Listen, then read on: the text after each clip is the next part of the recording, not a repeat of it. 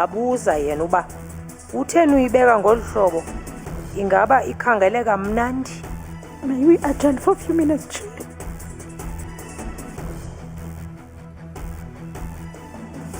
Kangakwazi ukuzibamba inyembezi uAndiswa Mengo ngethubeni kubungqina kusuku lwesine lweseshoni ephanda izityholo ezityatyekwa ijaji yintloko eMpuma Koloni uJaji Selby Mbenenge. Sifumene amakhoba alikhulu elinamashumi phaya kulaa ndawo yeQwele. Ukuba sasingafikanga asiyazi uba bengabanani abantu abathe babulawa. Ihlehliselwe ulwesine weveki ezayo ityala loonogada abali-18 nababanjwe ngokuphathelene nodubulo kwirenki yeteksi eNyanga eKapa ebutsheni bale veki. uMr Mbokazi la esikoleni bengasiyena uthisha besowubaba kwabaningi bethu. Bahlonitshiwe ootishala ababini ababulawayo ngoDisemba onyaka ophelileyo KwaZulu-Natal ngeenzame zabo zokuqinisekisa impumelelo yabafundi bematriki kwizikolo bebefundisa kuzo.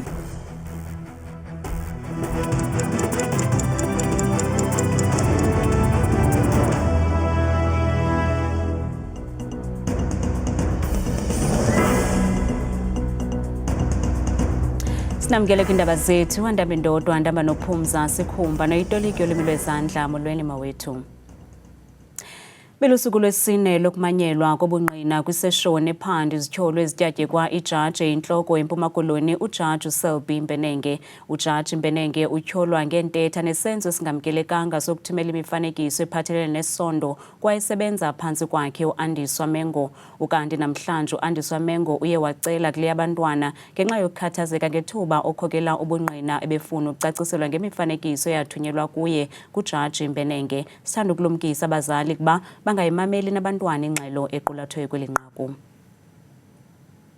Iseshoni ephanda ijaji eyintloko eMpuma Koloni uJaji Selby Mbenenge ifumanise ukuba ujaji wathumelela unobhala wakhe uAndiswa Mengo imifanekiso yelungu lobudoda kunye nee-emojis kwikhasi lezonxibelelwano uWhatsApp ze ujaji wazisusa ngokukhawuleza. The respondent Wena emveni koba uye wathi kuye makakhe aphinde ayijonge okanye alungise le nto ayibhalileyo, uphendule yena ngokukuthumelela umfanekiso webhanana elichutywe nje lashiyeka esithubeni ukuchutywa oku ngo-22:45. Ewe kunjalo. and you replied with 4. Waphendula ke wena ngaba nodolazana 4 bahlekayo. Ewe kunjalo. Why did you reply with Bekutheni uzuphendule ngonodolazana bahlekayo? Besendingayazi uba mandimphendule ndithini kuba eyibhosi yami. uAndiswa uthi ujaji wamthumelela ii-emoji zebhanana negwava. Kukho imessage pha endiphendule ngestika kuyo message leyo. Eyesibini yigwava xa uyijonga kodwa yona ile isetyenziswa ngoba yi-private party yomntu ongumama. Ukanti uAndiswa uthi wazama ukugqithisa umyalezo othi makayeke le nto ayenzayo ujaji kodwa zange ayeke. In a minute later, after he asked you upon your Badlula umzuzu wamnye wakubuza into yokokuba ingaba ikhona ke into yokokuba sibe sekhusini, awuncokolela eofisini kwakhona wabuya ne-emoji ke yala ndoda inyusa izandla zayo phezulu kwakunye nalaa ndlebe inento eyincedisayo yokumamela. Uye waphendula kanjalo. and only then you replied. Waze waphendula ke ngoku wena ethubeni uphendula laa mbuzo bekubuza wona into yoba uzawufikela phi. Ewe ndaphendula kanjalo ndathi ndizobe ndifikele endlini yami. Lo wasetyhini uthi ujaji wamcela imifanekiso yakhe yelungu lobuntombi. Wabuza yena uba utheni uyibeka ngolu hlobo, ingaba ikhangeleka mnandi. Laa mpendulo bendiyinikeze kwi-message ye-private party beyithumele. May we adjourn for a few minutes, Chair? uMengo uthi wazama amatyela aliqela ukumnqanda ujaji kodwa Iinzame zawela phantsi. Kulindeleke ukuba ngomso iphinde ihlale le seshoni yophando. Limisiwe ityala likaBishop Stephen Zondo, inkokheli yebandla iRivers of Living Waters Ministries. OkaZondo uvele enkundleni kamantyi esibukenge eGauteng namhlanje nalapha ajongene namatyala amahlanu okudlwengula namathathu okuphatha gadalala ngesondo. Uninzi lwamaxhoba akhe ngamanina bekhonza kwibandla lakhe. Linani elivisayo lamanina aphumele elubala etyhola unyawondle uBishop Stephen Zondo ngokubaqhatha ngokubathandazela kanti injongo zakhe kukubadlwengula. Ummangali wokuqala unike ubungqina bakhe ecacisa ngendlela eziziganeko ezazisenzeka ngayo. Just to recap briefly, you informed the court that the accused caused you to lie on your bed facing forward. The arrest you scared and took out your paintings. Wathi mandilale ngomqolo ze wonyusa iskate sam. Ukanti ixhoba likwathe nakubeni lingakhumbuli ukuba babethetha ngantoni emva kwesiganeko, kodwa liyakhumbula okokuba uBishop walifungisa ukuba lingaze lixelele mntu ngento eqhubekileyo. Wandenzisa isifungo ukuba ndingaxeleli mntu naba ndithandaza nabo ngento eyenzekileyo. Lityala lesibini ke eli ajongene nalo unyawontle njengoko elinye liqhuba kwinkundla ephakamileyo ePitoli apho ajongene nezithyolo zokudlwengula ezili-10, ukanti ityala liza kuthabathisa kwakhona ngomhla wama-25 kuMatshi walo nyaka nalapho ummangali wokuqala eza kuqhubeleka nokunika ubungqina. Lihlehliselwe uLwesine weveki ezayo ityala loonogada abali-18 nababanjwe ngokuphathelene nodubulo kwirenki yeteksi eNyanga eKapa ebutsheni bale veki. Eli qela loonogada nabaphakathi kweminyaka engama-24 ukuya kuma-51 bavele enkundleni kamantyi e-Athlone namhlanje, kanti umkomishinala wamapolisa eNtshona Koloni uNjengele Thembisile Phathekile uziphikisile iingxelo zokuba amapolisa afika emva kwethuba kwindawo yeqhwayelo.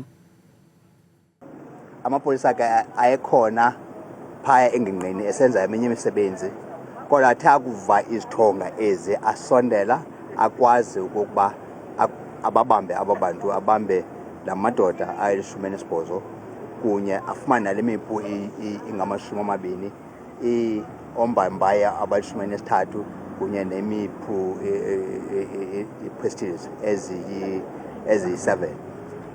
Ukuba ngaba besingakwazanga ukuyenza loo nto, intlekele yayinkulu kakhulu ngoba sifumene amakhoba alikhulu elinama-20 phaya kulaa ndawo yeqhwayelo. Ukuba sasingafikanga asiyazi uba ngabe bengabanani abantu abathe babulawa okanye bonzakala kolwaa dubulwano lwasenziwa, kuba babejongene ngqo ngeziqu bedubulana bejongene. Uvele kwinkundla kamantyi kaBhukweni eMpumalanga namhlanje umduduzi Khehla Lubisi nongumtyholwa wesibini kwityala lokubulawa kwabantu abasibhozo ePinar ngomgqibelo. Umduduzi Khehla Lubisi ubanjwe ngoLwesibini eNaspoti enemipu emithathu. Kwadutyulwa kwabulawa abantu abali-12 ngomgqibelo ePinar zekwasweleka abasibhozo ngaphandle kumasango endawo yentselo. Ukanti uLubisi uza kuphinda abuyele kule nkundla kule veki izayo ngoLwesibini. Bahlonitshiwe ootishala ababini ababulawayo ngoDisemba wonyaka ophelileyo ngeenzame zabo zokuqinisekisa impumelelo yabafundi bematriki kwizikolo bebefundisa kuzo. uBusani Khomo owayeyinqununu ebambeleyo kwisikolo samabanga aphakamileyo iSikhethu Xolo High School wadutyulwa wabulawa ngaphandle kwamasango esikolo.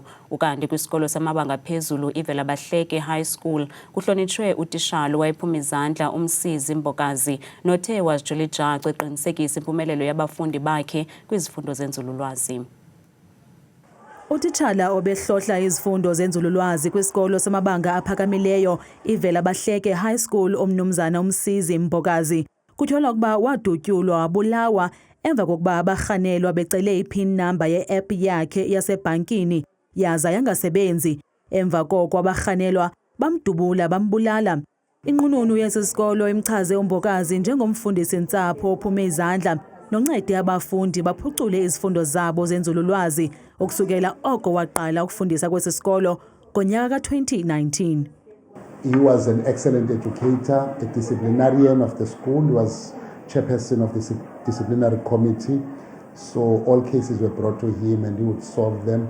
And he dealt with boys. He was a male and not that old.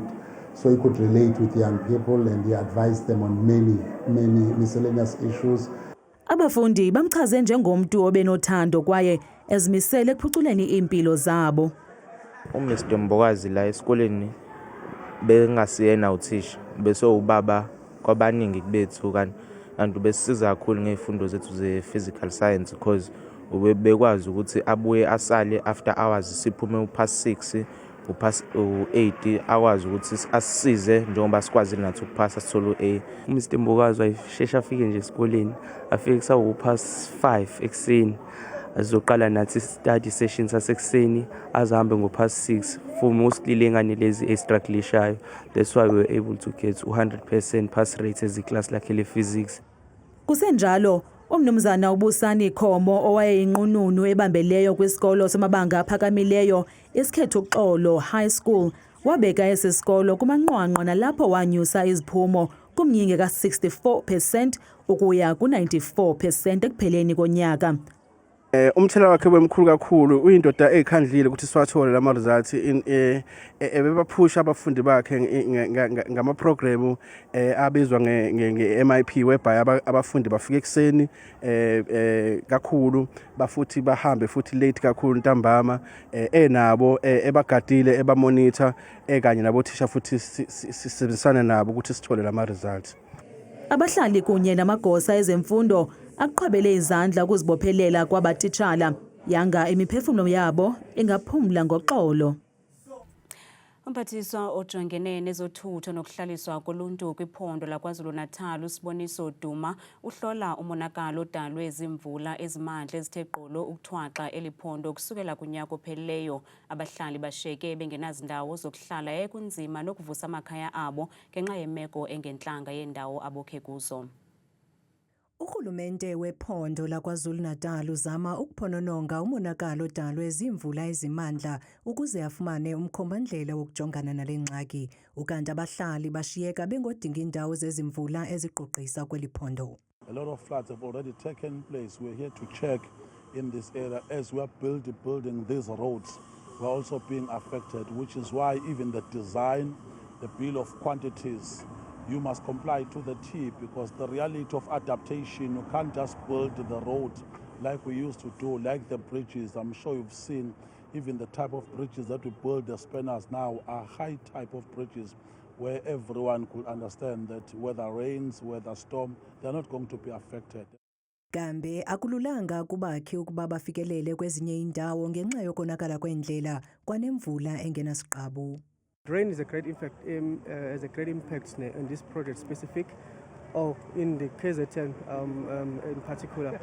But speaking of this project, also rain has affected us because there's very heavy rain in this area specific. So when it's raining, it prohibits us from working. Hence, it delays the project. And also, apart from the rain, maybe if I speak on the weather in particular, this area covers a lot of mist now, which have an impact in terms of the visibility. So when there's a low visibility, then it delays or it starts. So sometimes we do catch up in the afternoon, but it does have a great impact. Ngelixa nabahlali besajongene nobunzima emva kwezikhukhula ezidale isangxe. Where the damage has happened in the province of KwaZulu-Natal is in the northern Natal, in particular Vryheid area and at Dumbe. We've already been told that at Dumbe that someone was swept by the river because the bridge collapsed. We're still going to go and visit. A lot of damage has taken place as well in Vryheid, where a lot of people with their houses have been damaged, and already the team has been delegated. They've been there. We've been assisting those people already in terms of disaster fund.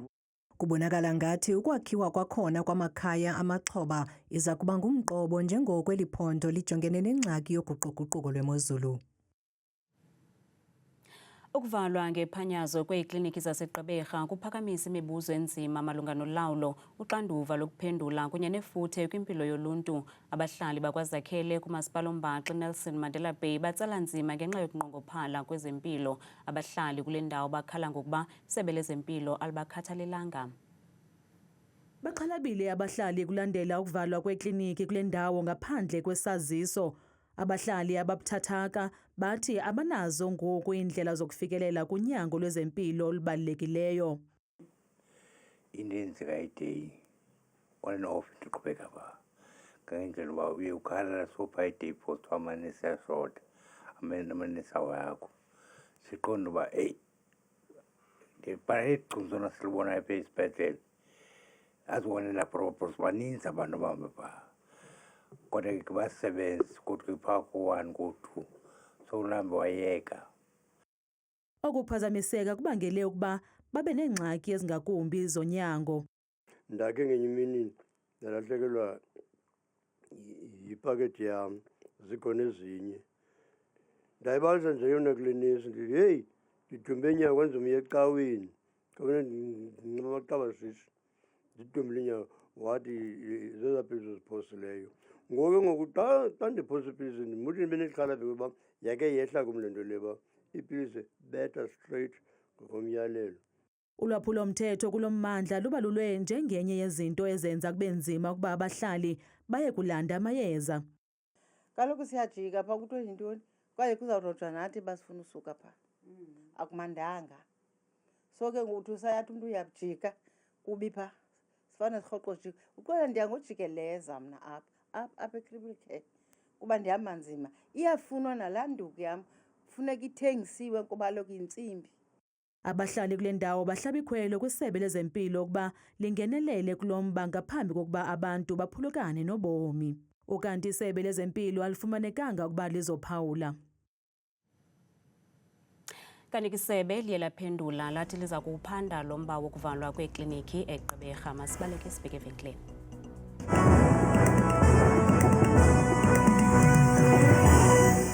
Kakhulu ke madikela nomamzango edeskeni yendaba ndiyabulisa nawe mbukeli wam ekhaya ndikwamkele bethuna kwiqonga lam lemozulu mna igama lam ndikuthabile makaphela ndiyinzwakazi yasebathenjini mvanje masijongeni imozulu sawuvula bukele ekhaya ngokuphawula kaloku umfanekiso wethu wokuqala ke noya ugqabangele ngokumandla kwiziganeko zamvanje apha eMzantsi Afrika uphela noko limandundu izulu ngamandla kumntla-mpuma apha eMzantsi ngamandla kakhulu kulaphondo lonke lapha eRhawutini uba usePretoria phaa eTshwane kwasekuseni futhi uvuswa lelo shumi nje likhatshwa sisithandathu kanti siqhubeke ezomvula nendudumo ngama-25 uwona ke mbukeli khaya amaqondo wakho phantsi naphezulu kwelokuqala nqa iphondo liphaka lokhu lona empuma koloni ngamandla phaa koGqeberha kumazantsi welaphondo ekuseni futhi licwengile lihle izulu ngo-11 degrees kanti napha koMakhanda ngokuhlwa phaa kuyatshisa ngo-30 nantsi bethuna kaloku imozulu phaa ephondweni lase-Free State ngomso njengaphaa kwimpuma yelaphondo kooFicksburg kwasekuseni futhi zezontshizana ezithe xhaxhe ngamandla zikhatshwa zindudumo nge-15 napha kaloku mbukeli khaya koFrankfort ekuseni kungabanda futhi kunethe yona ke imozulu phaa ephondweni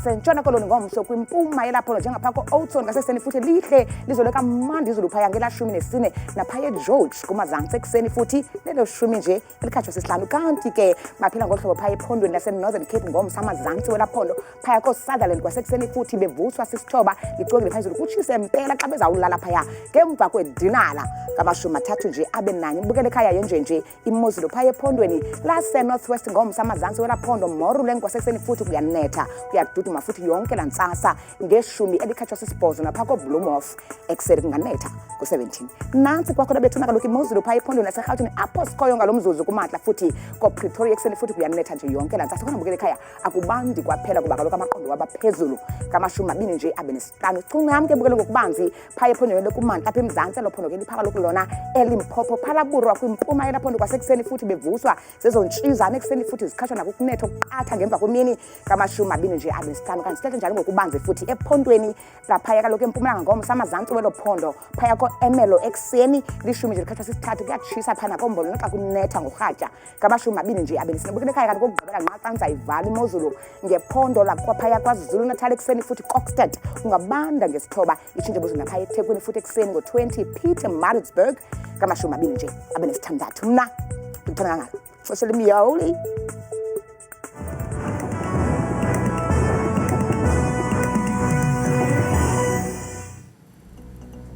kamnandi mawethu.